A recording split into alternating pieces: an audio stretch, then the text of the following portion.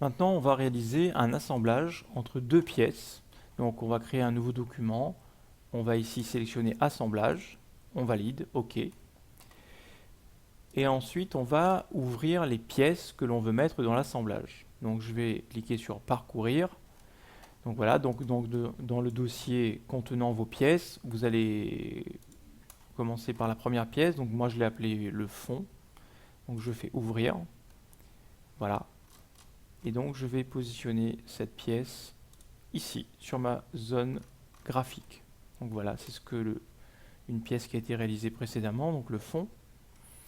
Je vais ensuite insérer ma seconde pièce, donc je vais aller dans l'icône, sur l'onglet Assemblage, insérer des composants, parcourir, et là, je vais prendre le couvercle, et je valide. Voilà, et j'ai ma seconde pièce qui apparaît, et je la positionne sur ma fenêtre graphique, où je veux, n'importe où. Voilà. Donc, première chose à voir, c'est que dans l'arbre de création de votre assemblage, la première pièce que j'ai déposée sur ma fenêtre graphique, donc c'était la pièce que moi j'ai nommée fond, il y a un petit f qui apparaît à côté entre parenthèses. Ce petit f permet de nous indiquer que cette pièce-là, donc le fond, est déclarée comme étant fixe. Alors fixe, ça veut dire que si je veux déplacer le composant, eh ben, c'est pas possible pour le moment, parce que ce composant est fixe. En revanche, si je viens avec mon curseur sur l'autre pièce, donc le couvercle, qui lui n'est pas fixe, eh ben, je peux le déplacer dans mon espace de travail, comme ceci. Ok ? On continue. Alors maintenant, ce que l'on veut, c'est de créer donc mon assemblage entre cette pièce-là, donc le couvercle, et cette pièce-là, le fond. Je vais pour cela utiliser des contraintes ici, avec cette icône, le petit trombone que vous voyez là. Donc je clique sur contrainte. Alors, quelle est la contrainte que je veux mettre en place? Je veux par exemple que... Alors il y a différentes manières de procéder, hein. Vous pouvez aussi essayer d'autres manières. Mais moi, je vais par exemple lui dire que je veux que cette surface-là et cette surface-là soient coïncidentes. Et je valide. Donc en faisant ça, si je vais réutiliser... alors je vais sortir de là. Si je vais réutiliser ma fonction déplacer composant, donc là, vous allez voir que je peux déplacer mon composant. Par contre, là, je peux mettre où je veux.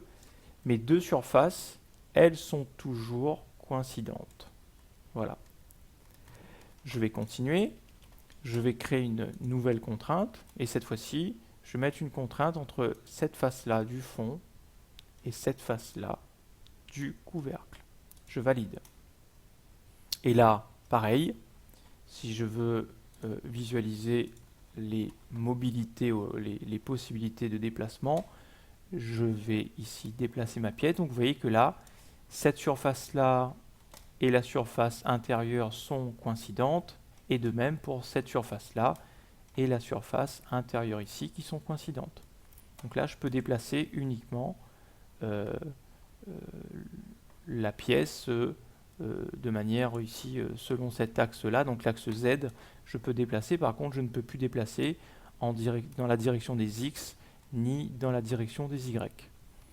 Alors maintenant, pour terminer et assembler définitivement les deux pièces, il me reste une dernière contrainte à mettre en place. Donc ça va être la contrainte entre cette face-là et cette face-là. Voilà.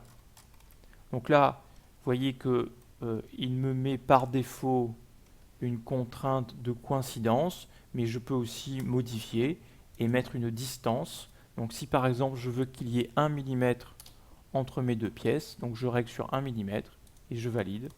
Voilà. Donc vous voyez que là, j'ai 1 mm d'espace entre les deux pièces. Ok? Voilà. Alors maintenant, comme vous pouvez le constater, donc là, j'ai un congé, Voilà, j'ai un congé d'une certaine dimension et là j'ai un congé d'une autre dimension. C'est pas très esthétique tout ça. Donc je vais par exemple modifier le congé qui se trouve ici. Donc c'est très simple. Je vais aller, donc c'est la pièce fond que je veux modifier. Je vais cliquer sur l'arbre de création dans la pièce fond. Je vais faire bouton droit de la souris. Et là, je vais cliquer sur éditer la pièce. Alors il me demande d'enregistrer. Alors je vais enregistrer. Je vais mettre assemblage leçon 2. Voilà.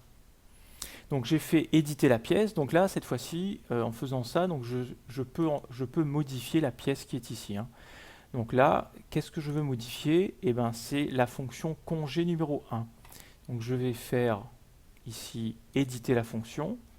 Et donc là, j'ai un congé qui est réglé à 10 mm. Je vais modifier, je vais mettre 5 mm. Je valide. Voilà. Et je clique sur reconstruire. Je quitte ici l'édition de ma pièce. Et voilà.